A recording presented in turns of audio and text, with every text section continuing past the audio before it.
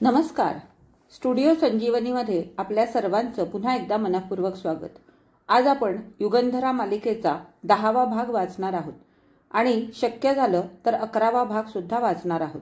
सध्या आपण 10व्या भागाला सुरुवात करू. भाग 10. युगा आंघोळीला जायला निघाली होती. तेवढ्यात सुलभाची धाकटी बहीण अनिता तिच्या खोलीत आली. काय ग अनु, सकाळचीशी आलीस? ताईचा निरोप घेऊन आले. तिची प्रकृती बरी नाही. प्रकृती बरी नाही म्हणजे काय होतंय? काय ताप येतोय की काय? कोण जाणे, कणकण येत असावी. पण तिनं तुला बोलवलंय. आज सबंध दिवस राहायला. जेवायला पण तिकडेच ये म्हणून सांगितलंय. हा बरा आजार. स्वतः झोपून आहे ना आणि मला जेवायला बोलवते. अगं म्हणजे गप्पा मारायला. बरं बरं, मी आंघोळ उरकून येते म्हणावं. अनिता निघून गेली. सुलभाची आई तिची एवढी काळजी घेते. खाटेखाली तिला उतरू देत नाही. 24 तास पायात सपाता, अंगात लांब हातांचं ब्लाऊज, गारठा बांधेल म्हणून अंगात स्वेटर, गळ्याला मफलर, प्यायला गरम पाणी, पौष्टिक खाणं पिणं, डिंक तूप. सासूबाईही सुनेला आपल्या परी जपतात. डबाभर डिंकाचे आणि मेथीचे लाडू करून आणून सुनेच्या खोलीत कपाटात ठेवलेत. तिचं हे बाळणपण म्हणजे राजेशाही दुखणं. दुखणं तरी कसलं? दुखण्या वाचून लाड आणि पथ्य. सासूबाई रोज 100दा सूचना देऊन जातात. सासर माहेर हिला एवढं जपत असता हिला आजारी पडायला आणि कणकण यायला झालंय काय? खाता पिता हिला कसली कणकण यायला लागली? स्वयंपाकघरात जाऊन तिनं आपण दुपारी जेवायला नसल्याची स्वयंपाकीण काकूंना सूचना दिली. तिथं पलीकडे भाजी खुडत बसलेल्या आईला सांगितलं आणि ती न्हाणीघराकडे गेली. आंघोळ उरकून ती सुलभाकडे जाण्यासाठी तयार होत होती. तेवढ्यात नानांची हाक तिच्या कानी आली. युगाताई, खाली ये, मुंबईचं पत्र आलंय बघ. तयार होऊन ती खाली आली. नाना पुढच्या खोलीत झोपाळ्यावर टपाल पाहत बसले होते. हे पाहिलंस युगा, मुंबईला पत्र लिहिलं होतं, त्याचं उत्तर आलंय. प्रिन्सिपॉल काश्मीरला मुलीकडे गेलाय. त्याच्या मुलाचं परवाच इंजिनियर झालाय तो. त्याचं पत्र आलंय. हे तुला वाचूनच दाखवतो. सा न विवी आपले पत्र मिळाले. ती सौ आईने वाचले. पप्पा ती सौ अक्काकडे काश्मीरला गेले आहेत. आल्यावर आपल्या पत्राचं उत्तर पाठवतीलच. पण ती सौ आईने सांगितले आहे की युगाताईला यायला काही हरकत नाही. कुठच्याही तऱ्हेचा परकेपणा न मानता तिला अवश्य पाठवावे. याच पत्री युगाताईंचे त्यांच्या उज्ज्वल यशाबद्दल मी हार्दिक अभिनंदन करतो. कळावे, आपला चंद्रकुमार. नाना पत्र वाचून दाखवित असतानाच तिची आई दाराशी येऊन उभी राहिली. तिनं म्हटलं, म्हणजे मुलीला पाठवता आहात कुठं? कुणाचं पत्र ते? मी घरात असताना तुम्ही बाप लेकीनं परस्पर भेद चालवलेत. तिच्या स्वरात चीड होती आणि तेही स्वाभाविक होतं. कारण युगाच्या लक्षात आलं की मुंबईला तिला पाठवण्याचं नानांचं बोलणं घरात आईच्या देखत झालं नव्हतं आणि नानांनी आईला सांगायचं राहून गेलं असावं. त्या दिवशी घरी आल्यावर त्यांनी मुंबईला केव्हा पत्र लिहून टाकलं होतं हे युगालाही माहीत नव्हतं. नानांनी एकदम म्हटलं, अरे खरंच तुम्हाला सांगायचं राहूनच गेलं. आपल्या युगाला. आईने मध्येच म्हटलं, युगाच्या बाबतीत प्रत्येक गोष्ट मला सांगायची राहूनच जाते. युगानं तिची समजूत घालीत म्हटलं, तसं नव्हे ग आई. नानांची आठवण अलीकडे कमी होत चालली. विसरले असतील. त्यांची आठवण कमी होत चालली असेल, पण तुझी तर शाबूत आहे ना, मग तू तरी कुठं बोललीस? नानांनी म्हटलं, तसं नव्हे बरं का युगाताई. अहो, हिला मुंबईला पाठवायची म्हणजे MA साठी मुंबईला पाठवायची. डोक्यात सहज कल्पना आली. कितपत सिद्धीला जाते याची खात्री नव्हती म्हणून बोललो नाही. पण आता अनुकूल उत्तर आलं. आईनं म्हटलं, अनुकूल उत्तर आलं असलं तरी मला ते पसंत नाही. अहो, तरण्या ताठ्या मुलीला परगावी परक्या घरी ठेवायला निघालात. जरा काही विचार पोस माणसाला. नानांनी हसून चेष्टेनं म्हटलं, उद्या उच्च शिक्षणासाठी युगा इंग्लंडला जायला निघाली तर तरण्या ताठ्या पोरीला परदेशी नाही पाठवायची म्हणून हटून बसाल. ती वेळ येईल तेव्हा बघता येईल. पण आता तिला मुंबईला मुळीच पाठवू देणार नाही. तिच्या लग्नात मोडता घातलात म्हणून आता तिच्या पुढच्या शिक्षणात तुम्ही मोडता घालत आहात की काय? मी कशाला मोडता घालू? आणि माझं ऐकणार कोण? तिला शिकायचं असेल तर हवं तेवढं शिकू दे. जन्मभर शिकवा तिला. पण इथं राहून खुशाल शिकू दे. प्रकरण चिडीवरून संतापावर जातंय असं पाहताच नाना म्हणाले, बरं बरं, ते मग बघू. पायात चप्पल सरकवीत युगंधरानं म्हटलं, आई, मी सुलभाकडे निघाले. जेवायला तिच्याकडेच राहणार आहे. संध्याकाळी येईन. आणि ती घराबाहेर पडली. सुलभाकडे जाण्यापूर्वी ती फळांच्या दुकानात गेली आणि मैत्रिणीसाठी तिनं थोडी मोसंबी घेतली. सुलभाच्या खोलीत तिनं प्रवेश केला तेव्हा ती कॉटवर पडल्या पडल्या पुस्तक वाचित होती. तिच्या कॉटवर बसत युगानं म्हटलं, काय ग, तुझी ही शेकशेगडीची खाट सुटणार तरी कधी? अन काय ग, इतकी बडदास्त असताना तुझी प्रकृती बिघडायला अन कणकण यायला झालंय काय? सुलभा उठून कॉटवर तिच्याजवळ बसली आणि हसून तिनं म्हटलं, अगं, स्त्री संसारात पडली की तिला आजार सुरू होतात बरं. म्हणजे खरे खोटे दोन्ही आजार ना? खोटे आजार? युगानं तिच्या चेहऱ्याकडे निरखून पाहत म्हटलं, हो, खऱ्यापेक्षा खोटेच आजार लाडावलेल्या संसारी स्त्रीला अधिक जडतात. तुझ्या चेहऱ्यावरून तू आजारी आहेस असं बिलकुल दिसत नाही. तुझा पूर्वीचा चपट चेहरा आता चांगला गुबगुबीत आणि टॉमॅटोसारखा लाल बुंद झालाय. हं, उगीच दृष्ट लावू नकोस. काजळाची डबी आण इकडे, तुझ्या गालावर ठिपके लावून देते. काजळाची डबी हाताशी नसली तर तुझ्या बाळाचे 2 पापे घे, म्हणजे त्याच्या डोळ्यांबाहेर जे काजळ आलंय ते तुझ्या गालांना लागेल. काय ग, मग ही आजाराची बनवाबनवी कशासाठी?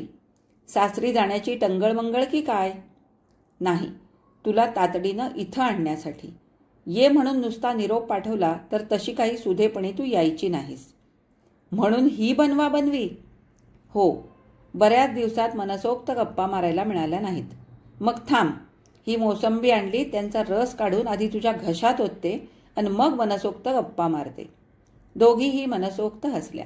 गप्पा सुरू झाल्या. बोलता बोलता युगाचं लक्ष तिच्या कॉट जवळच्या टिपॉयकडे गेलं. शेक्सपियर आणि शॉ यांचे 2 जाडजूड ग्रंथ तिथं पडले होते. तिनं आश्चर्यानं विचारलं, काय ग, फावल्या वेळात तू यांचा पुन्हा अभ्यास सुरू केलास की काय? अभ्यास? छे ग बाई, खरं म्हणशील तर या बड्या मंडळींची मी ओळख सुद्धा पार विसरून गेले. आणि आता या लोकांची ओळख ठेवायची काही जरुरी नाही. ओळख, परिचय सारं काही आता फक्त याचं, या छोट्या रवींद्राचं. सगळे लेखक, कवी हाच. अन अभ्यास आता याच्या बाललीलांचा अन संसाराचा. ती अशा काही तन्मयतेनं बोलत होती की युगाला हसू कोसळलं. तिनं म्हटलं, सुले, संसार सागरात तू आता अगदी सराईतपणे पोहायला लागलीस की? लागले खरी, खरंच गडे. कित्येक वेळा माझं मलाच नवल वाटतं, इंटरच्या परीक्षेला बसायला मिळालं नाही. खरंच, त्यावेळी मुहूर्त थोडा लांबवला असता, तुझ्या परीक्षेनंतरचा धरला असता तर काही बिघडलं नसतंच. पण माझ्या सासरकर मंडळींचं ठाम मत बिघडलं असतं ना. आमच्या मामंजींनी निरोप पाठवला की आम्हाला परीक्षेचं महत्त्व वाटत नाही, कारण आम्हाला काही मुलीला नोकरी करायला पाठवायचं नाही. मग काय, नो अपील. पण त्यांच्या पणानं माझ्या परीक्षेत खो घातला म्हणून मी किती रडले.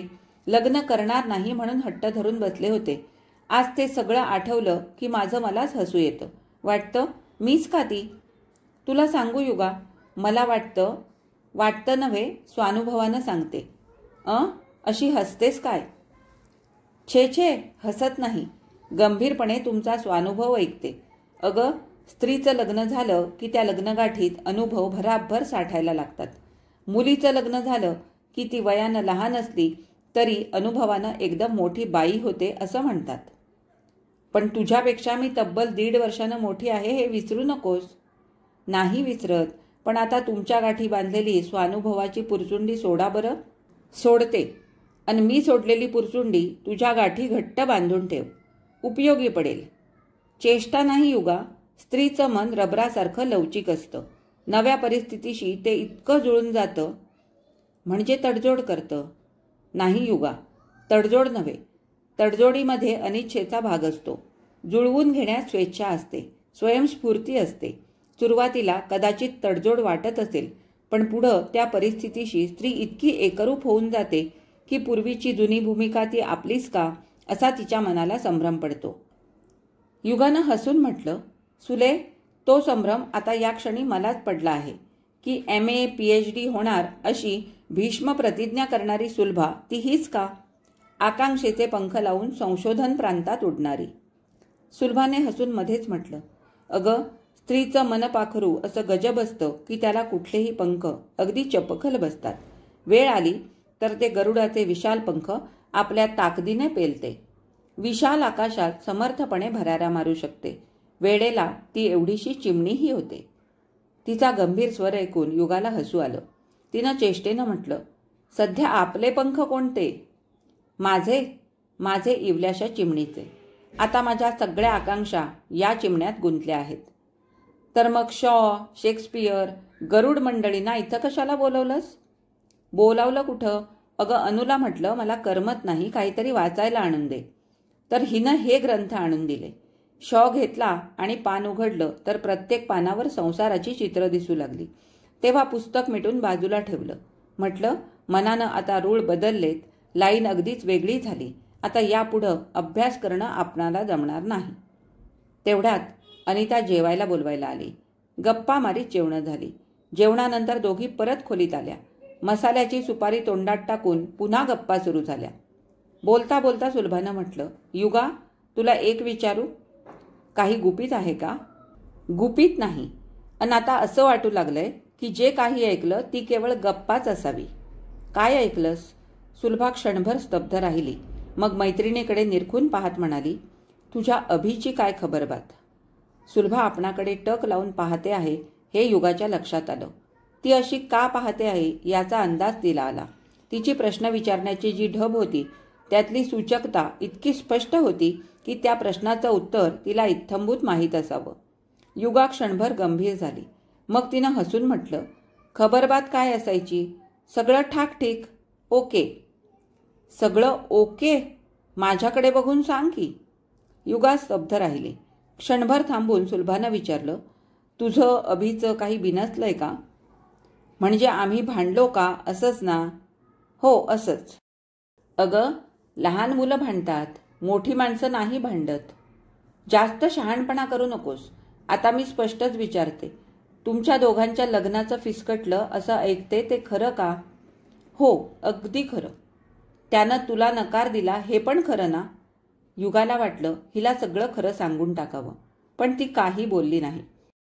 थोड्या वेळानं हसून तिनं म्हटलं, अगं नकार तिकडून येवो की इकडून जावो, नकार कुणी दिला ही गोष्ट अगदी गौण असते.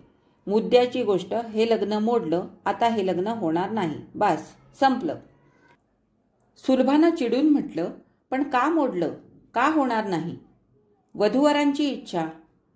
बिचाऱ्या वधूला कशाला गोवतेस त्यात? अगं युगे किती शांतपणे सांगते आहेस हे तू. मी हे ऐकलं तेव्हा मला एवढा धक्का बसला, मन सुन्न होऊन गेलं. क्षणभर काही सुचेना. वाटलं त्याच क्षणी तुझ्याकडे धावत यावं. प्रेमभंगाचा आघात दुरूनही मला इतका जाणवला तर प्रत्यक्ष तुझी काय अवस्था झाली असेल? काही सुचेना, खरंही वाटेना. अभि असा एकदम विश्वासघात करील असं स्वप्नात सुद्धा वाटलं नाही. अजूनही खरं वाटत नाही. युगाला म्हणावंसं वाटलं की ते खरं नाहीच. विश्वासघात मी केलाय, त्याचा विश्वासघात मी केलाय. मी फिरले, तो नव्हे. पण ती काही बोलली नाही. तेव्हा मग सुलभानं म्हटलं, पण युगा एकाएकी एवढं काय घडलं? काय घडलं ते मला माहीत नाही. तिनं अति आश्चर्यानं म्हटलं, म्हणजे काय म्हणतेस काय युगा? तो मद्रासून आल्यापासून तुमचं दोघांचं बोलणं झालं नाही? तो तुला भेटलाच नाही? भेटला ना, आणि बोलणंही झालं, पण त्या बोलण्याचा शेवट नकारात झाला. म्हणजे त्याचं म्हणणं तरी काय होतं? जाऊ दे सुला, त्याची आता जास्त चर्चा करण्यात काही अर्थ नाही. अधिक तू मला काही विचारू नकोस. तिच्या स्वरातली तीव्र वेदना सुलभाला जाणवली. तिनं दीर्घ निश्वास सोडला. थोड्या वेळानं तिनं म्हटलं, खरंच बाई, पुरुषाचं मन केव्हा पालटेल, त्याची लहर केव्हा फिरेल त्याचा नेम नाही. युगाला हसू आलं.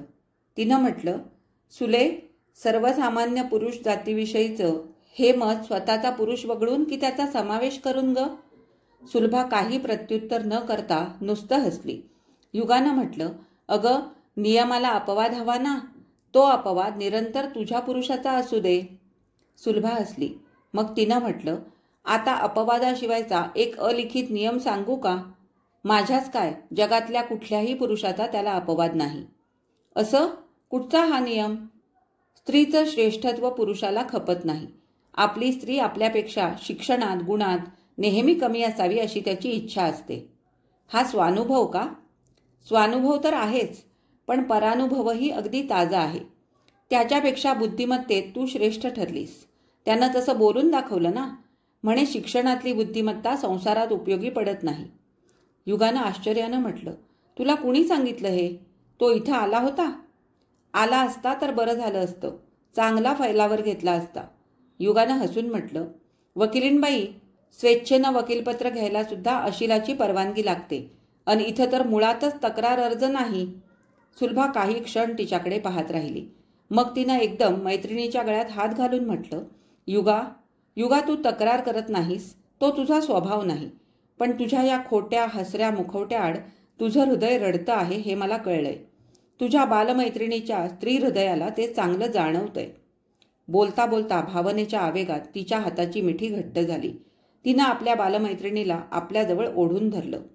सखी सहानुभूतीची ऊब लागताच युगाचं गारटलेलं मन एकदम उत्तेजित झालं आणि तिच्या इच्छेविरुद्ध तिचे डोळे पाझरू लागले. थोडा वेळ तशा अवस्थेत गेला. मग तिनं आपलं मन सावरलं, डोळे पुसून घेतले आणि मैत्रिणीची मिठी सोडवून दूर होत हसत म्हटलं, हृदय रडतंय बिडतंय हे तुझे आपले काव्यमय शब्द, केवळ कवी कल्पना, पण तसं काही नाही. वाईट वाटलं, दुःख झालं, मन थोडं अस्वस्थ झालं, हे तर खरंच, पण माझ्या विजयोन्मादी मनाला ते फारसं जाणवत नाही. उलट आता असं वाटतंय की झालं ते फार छान झालं. उगीच संसारात गुरफटले असते. आता निर्वेदपणे खूप शिकेन. तुझे ते गरुडाचे पंख लावायला आता काही अडचण नाही. तिचं मन आता चांगलं सावरलं होतं. घसरलेला हसरा मुखवटा आता पूर्ववत नीट बसला होता. सुलभानं म्हटलं, मला सारखं वाटतं की एकदा प्रयत्न करून बघावा. तुझे नाना अगर माझे मामंजी कुणीतरी वजनदार माणसाकडून सांगून प्रयत्न करून बघावं. युगानं घाईघाईनं पण निर्धारपूर्वक म्हटलं, छे छे, अगं इतर गोष्टीत प्रयत्नांती परमेश्वर भेटत असेल, पण लग्नाच्या बाबतीत नकार देणारा पक्ष हाच प्रत्यक्ष परमेश्वर असतो. अनसुले, लग्न ही दुसऱ्याला भरीला घालून घडवून आणण्याची बाब नव्हे. जाऊ दे, तो विचारच सोडून दे तू. मला जर काही वाटत नाही, माझा मार्ग जर मी निश्चित केला आहे. ठीक आहे, हो, तुझंही खरंच आहे. तोच मार्ग आता शहाणपणाचा. प्रेमभंगाचा कोळसा उगाडीत बसण्यापेक्षा. युगानं हसून मध्येच म्हटलं, अगं तो उगाळलेला कोळसा प्रेममूर्तीच्या तोंडाला फासून त्याची नाचक्की करण्यापेक्षा. खरंच काय ग सुले, माई आल्या होत्या का? हो ना, त्यांचं बिचाऱ्यांचं मन कात्रीत सापडल्यागत झालंय. मुलाची लहर एकदम फिरलेली बघून त्यांना फार दुःख झालंय. युगा, प्रेमभंगा इतकंच अपेक्षाभंगाचं दुःखही तीव्र असतं. माईनी किती बेत केले होते. तू त्यांची सून होणार हे साऱ्या गावाला माहीत झालं होतं. त्याच सगळ्यांना कौतुकानं सांगत नसत का की ही माझी सून म्हणून? त्यामुळं आजपर्यंत त्यांच्याकडे अभिच्या स्थळाची कुणी गोष्ट काढली नव्हती. पण आता त्यांनी जेव्हा एखादं चांगलं स्थळ सुचवा म्हणून सांगितलं, तेव्हा ऐकणारेच आश्चर्यचकित झाले. खरं आहे. मग 8 दिवसापूर्वी माझ्या सासूबाई आल्या होत्या. माझ्या खोलीत पाऊल टाकताच त्यांनी म्हटलं, काय ग सुनबाई, तुझ्या त्या मैत्रिणीचं युगाचं अभिबरोबर लग्न ठरलं होतं ना? त्यांच्या प्रश्नाचा मला रोग कळेना. मी म्हटलं, ठरलंच आहे, का बरं? पण ते मोडलं. त्यानं नकार दिला. माईंचे कुणी नातलग नाशिकला आहेत ना? युगानं म्हटलं, इश्श, कुणी काय म्हणतेस? माईंची मोठी बहीण नाही का? वर्षापूर्वी आपली ट्रीप नाशिकला गेली होती तेव्हा त्यांच्याकडे आपण दोघी जेवायला नव्हतो का गेलो? तिथं सरकार वाड्याजवळ त्यांचा मोठा वाडा नाही का? अगं बाई, खरंच विसरलेच मी. त्यांना माईंनी स्थळासाठी पत्र पाठवलं होतं. त्यांनी तिथली एक मुलगी सुचवली. ती निघाली आमच्या सासूबाईंच्या नात्याची. तेव्हा त्यांनी मुलाची माहिती विचारली. ती पण फोटो पाठवलाय. दोघांच्या पत्रिका जमत आहेत. तेवढ्यासाठी माई परवा आल्या होत्या. फोटो पसंत आहे म्हणाल्या. मुलगी इंटरला 2दा नापास झाली. आता घरीच असते, पण घरकामात हुशार आहे. हे स्थळ बहुधा जमेल असं वाटतं. जमलं तर उत्तमच. माई म्हणाल्या, तो लग्नाला तयार झालाय तवर उरकून टाकणं बरं. नाहीतर पुन्हा लहर फिरायची आणि म्हणायचा की मला लग्नच करायचं नाही. काही न बोलता युगंधरा नुसतं हसली.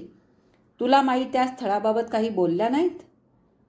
तू आता माईंकडे जात नाहीस?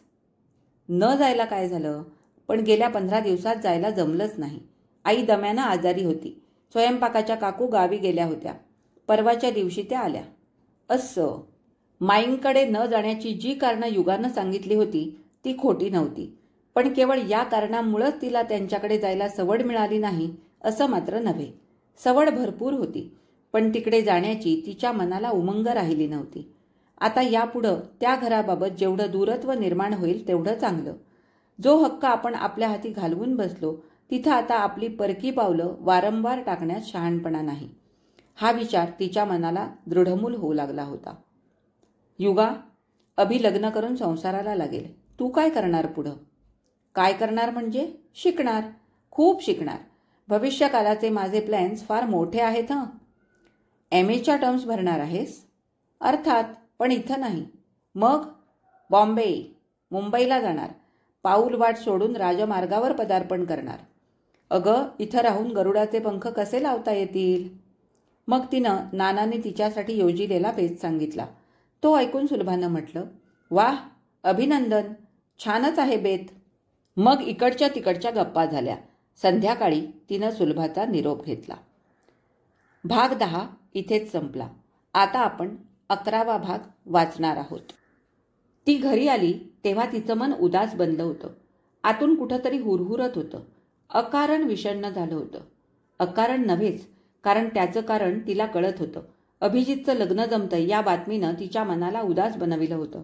ती बातमी ऐकल्यावर जरी तिनं हसत मुखानं म्हटलं होतं, जमलं तर उत्तम होईल, तरी तिच्या अंतर्मनाला त्या बातमीनं आघात बसला होता.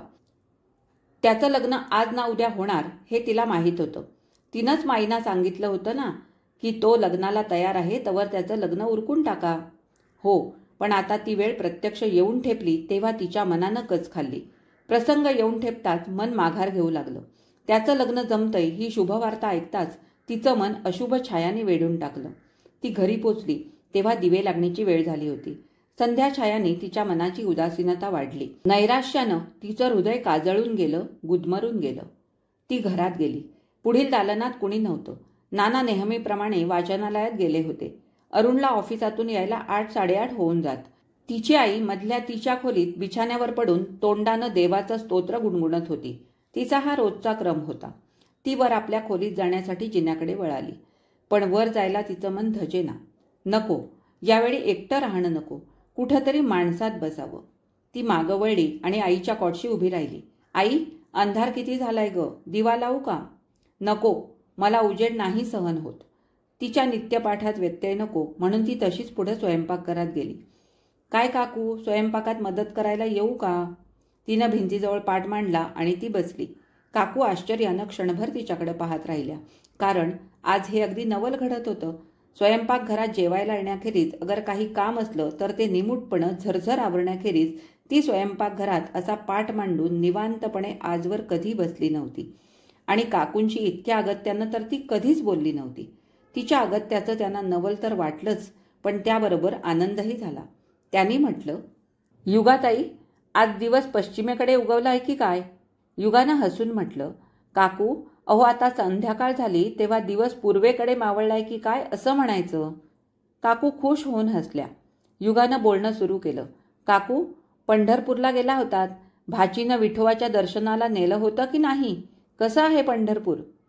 किल्ली देताच खेळण्यातली मोटार चालू व्हावी तसं काकूंचं बोलणं सुरू झालं. युगाला त्यांनी चंद्रभागेच्या तिरी फिरवून आणलं. विठ्ठल मंदिरात नेलं.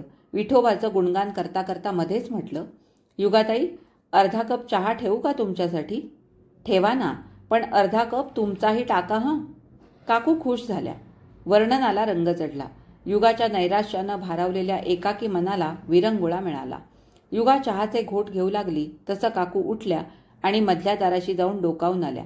तिनं म्हटलं, आईचा डोळा लागलाय वाटतं. हो. त्या परत येऊन शेगडीजवळ बसल्या आणि त्यांनी हलक्या आवाजात म्हटलं, युगाताई, शेजारच्या माईंच्या मुलाचं लग्न ठरलंय असं ऐकलं. गोड मिठ्ठा केलेल्या चहाचा घोट युगाला एकदम कडू लागला. पण तिनं म्हटलं, काकू, अहो लग्नाचा मुलगा असला की त्याचं लग्न ठरायचं निभायचं, त्यात काय मोठंसं? तसं नव्हे युगाताई, पण नानानी हे सोन्यासारखं स्थळ हातचं घालवलं. नक्षत्रासारखा मुलगा, गडगंज इस्टेट, अशा स्थळावर मुलींचे बाप घारीसारखे टपलेले असतात. युगानं गोड चहाचा दुसरा कडू घोट गिळून हसत म्हटलं, हो, दिसला मुलगा की घाल झडप. चेष्टा नाही युगाताई, दिवसेंदिवस चांगली स्थळं मिळणं कठीण होत चाललंय. तोंडाला येईल तो हुंडा मागतात. माईंचा, तुमचा केवढा घरोबा. नानांनी शब्द टाकला असता तर एक पै सुद्धा त्यांनी हुंडा घेतला नसता. खरंच सांगते, तुमचा जोडा कसा लक्ष्मीनारायणासारखा शोभला असता. लक्ष्मीनारायणावर तुमची विशेष भक्ती दिसते. मी तुमच्या आईना म्हटलं तेव्हा त्या म्हणाल्या की मुलीच्या वडिलांच्या मनात तिचं लग्न करायचं नाही. सोन्यासारखी ढीगभर स्थळं असून उपयोग काय? खरंच तर. काकू क्षणभर थांबल्या. मग स्वर अधिकच हलका करीत त्यांनी म्हटलं, युगाताई, गावात लोक काय वाटेल ते बोलतात. वाटेल ते म्हणजे? नानांनी माईंच्या मुलाला विचारलं होतं म्हणे, पण त्यानं स्पष्ट नकार दिला. एवढी शिकलेली मुलगी मला नको म्हणून. कपातला शेवटचा घोट घटकन गिळून ती उठली. हसण्याचा व्यर्थ प्रयत्न करीत तिनं म्हटलं, वाह काकू, मृदंगाला दोन्हीकडून थपडा मारता आहात. बरं का काकू, फार शिकलेल्या मुली मुलांना डोईजड वाटतात, म्हणून उद्या सरकार कायदा करणार आहे की मुलींना शिकवायचंच नाही. आणि ती उठून सरळ वर आपल्या खोलीत गेली. म्हणजे जो विषय ती विसरू पाहत होती, जे विचार ती दूर सारू पाहत होती, तेच विचार तिच्या अंगावर दुप्पट जोरानं येऊन आदळले. दिवा न लावता ती तशीच कॉटवर बसून राहिली. अभिच्या लग्नाची बातमी ऐकून आपलं मन एवढं का खचावं हे तिला कळेना. जो आजवर आपला होता तो दुसरीचा होणार म्हणून? ज्याची हृदय स्वामिनी, ज्याची पत्नी म्हणून आपण चार चौघांत मिरवणार होते, त्या जागी दुसरीच कुणी तिऱ्हाईत अपरिचित येऊन बसणार म्हणून का? ज्याच्याबरोबर सप्तपदी चालून जिथं त्याच्या जोडीनं आपली पावलं उमटणार होती, तिथं आता परकी पावलं उमटणार म्हणून? ज्या घराची, ज्या संसाराची आपण मालकीण बनणार होतो, त्या घराच्या किल्ल्या कुणा परस्थ मुलीच्या कमरेला लटकणार म्हणून का? म्हणून का? तिच्या अविरत प्रश्नांची उत्तरं एकामागोमाग एक तिच्या डोळ्यातून ओघळू लागली. युगे, अगं कर्तव्यासाठी तू स्वतः स्वखुशीनं ना तुझ्या हातानं त्याला दूर सारलंस?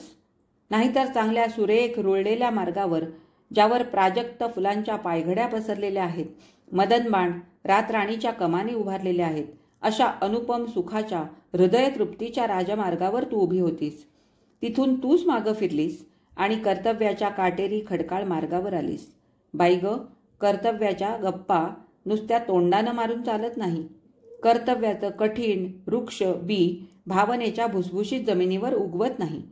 ते खडकावर उगवणारं बी आहे बरं. हृदयाचा फत्तर बनवला तरच कर्तव्य हसतमुखानं पार पाडता येतं. कर्तव्य म्हणजे काय हे अजून तुला कळायचं आहे. कठोर कर्तव्याला टक्कर देताना हृदय रक्तबंबाळ होऊन जातं बघ. तेवढी तुझ्या मनाची तयारी आहे का? क्षणिक भावनेच्या आहारी जाऊन कर्तव्याचा पाठपुरावा होत नसतो. युगा, ध्येय शिखर गाठणं हे फारसं कठीण नाही, पण कर्तव्याचा उभ्या चढणीचा डोंगर माथा गाठणं हे सामान्याचं काम नव्हे. त्याला ध्रुवाचंच मनोबल हवं. भावना राणी अनेक प्रलोभनं दाखवून त्याला मागं फिर म्हणत असते. युगा, तुला कर्तव्य करायचं आहे ना? काय ते ठरव. नसेल तर शरणागती स्वीकारून मागं फिर. नानांच्या इच्छेकडे पाठ फिरव. अभि तुझा स्वीकार करील. नाही, नानांच्या इच्छेकडे पाठ फिरवणार नाहीस? ठीक आहे. मग कर्तव्याचा पहिला धडा पाठ करून नित्य आचरणात आण. पहिला धडा हा की डोळ्यात कधीही अश्रू येऊ देऊ नकोस. डोळ्यांच्या विहिरी पार बुजवून टाक. लक्षात ठेव, सहानुभूती ही दुर्बल हृदयाचा शक्तिपात करणारं एक घातक शस्त्र आहे. या शस्त्रापासून नेहमी दूर राहा. नुसता हसरा मुखवटा धारण करून चालत नाही. कधी कधी तो घसरतो. हृदयावरही मजबूत चिलखत पाहिजे. कर्तव्यनिष्ठ माणसानं मृदू भावनांची जपणूक करून चालत नाही. कठोर बन. तिचं मृदू मन तात्काळ कठोर झालं. आपल्या दुर्बलतेची तिला चीड आली. आपल्या आईचं नाजूक रूप तिनं उचललं होतं, पण नानांचा कर्तव्यनिष्ठ कणखरपणाही तिच्यात पुरेपूर आला होता. ती उठली आणि दिवा लावण्यासाठी भिंतीकडे वळली. सहज तिची नजर खिडकीतून समोर गेली. समोरच्या खोलीत प्रकाश दिसत होता. बंद खिडकीच्या काचेच्या तावदानावर आत हालचाल चाललेल्या माणसाची छाया हलत होती. ती त्या हलत्या छायेकडे पाहत अशीच उभी राहिली. ती छाया काचेच्या तावदानावर इकडून तिकडे सारखी हलतच होती. त्या छायेकडे पाहत तिनं म्हटलं, अभि, तू माझ्यापासून फार फार अनंत योजनं दूर गेला आहेस. आता माझ्या जीवनात तुझी ही छाया उरली आहे आणि ही छाया माझ्यापासून कुणीही केव्हाही हिरावून घेऊ शकणार नाही. ती माझ्या अंतापर्यंत माझीच राहील, केवळ माझीच, माझ्या एकटीचीच. युगा, अगं युगाताई, नाना खालून हाका मारित होते. ते बाहेरून आले की अशाच हाका मारीत येण्याचा त्यांचा रोजचा क्रम होता. आले आले नाना. तिचा स्वर आता स्वच्छ होता, मोकळा होता. काहीसा उत्तेजित झालेला होता. जे गमावलं असं तिला वाटत होतं ते जणू तिनं पुन्हा मिळवलं होतं. जे दुरावलं होतं ते तिच्या निकट येऊन हृदयाच्या चोरकप्प्यात जाऊन सुरक्षित बसलं होतं. दिवा न लावता ती तशीच खाली झरझर गेली. जेवताना ती प्रसन्न होती, मोकळेपणी बोलत होती. अरुणच्या हायस्कूलमधल्या घडामोडींची उत्साहानं चौकशी करत होती. अरुणनं म्हटलं, नाना, आज युगाची आमच्यावर मेहेर नजर झालेली दिसते. भावाची चौकशी करण्याइतकी सवड आज मिळाली का युगाताई? युगानं म्हटलं, बोलू देणार नाही भाई. मला नेहमीच सवड असते, पण तू सदा धांदलीत असतोस. सकाळी उठलास की घाईघाईनं चहाचा कप तोंडाला लावून व्यायामशाळेत पळतोस, तिथून क्लासला जातोस. 9:30ला घरी आलास की आंघोळीला जाता जाता पान वाढा म्हणून घाई करतोस. जेवण तरी नीट, सावकाश. 5 मिनिटात कसं काय जेवतोस कोण जाणे. घास तोंडात, नजर मनगटावरच्या घड्याळाकडे. बका घास भरून धावपळ करीत घराबाहेर पडतोस. पडावं लागतं ताईसाहेब. ठराविक बस निघून गेली की मग 6 मैल सायकलिंग करावं लागतं ना. म्हणून पळतोस ते मान्य. आणि संध्याकाळी शाळा सुटली की परस्पर सायन्स इन्स्टिट्यूटमध्ये कोचिंग क्लासेस घ्यायला जातोस. म्हणजे थोडी शिकवण्याची प्रॅक्टिस होते, त्यामुळे जरा वाचन होतं. हो ना, तेही ठीक. रात्री आता जेवायच्या वेळेला येतोस, जेवल्याबरोबर झोपून जातोस. मग तुझ्या त्या चक्री दैनंदिनीत बहिणीच्या वाट्याला गप्पा मारायला वेळ आहे कुठं, सांग की. तर मग आता हात चुकेपर्यंत पानावर बसतो आणि गप्पा मारतो. मग खरोखरच हात चुकेपर्यंत हसत खेळत गप्पा झाल्या आणि त्यानंतर ती शांतपणे झोपी गेली. भाग 11 इथेच संपला. आज मी हे 2 भाग वाचून दाखवलेले आहेत.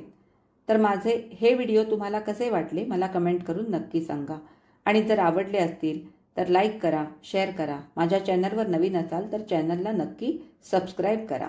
आता आपण भेटू युगंधरा मालिकेच्या पुढच्या भागामध्ये. तोपर्यंत धन्यवाद.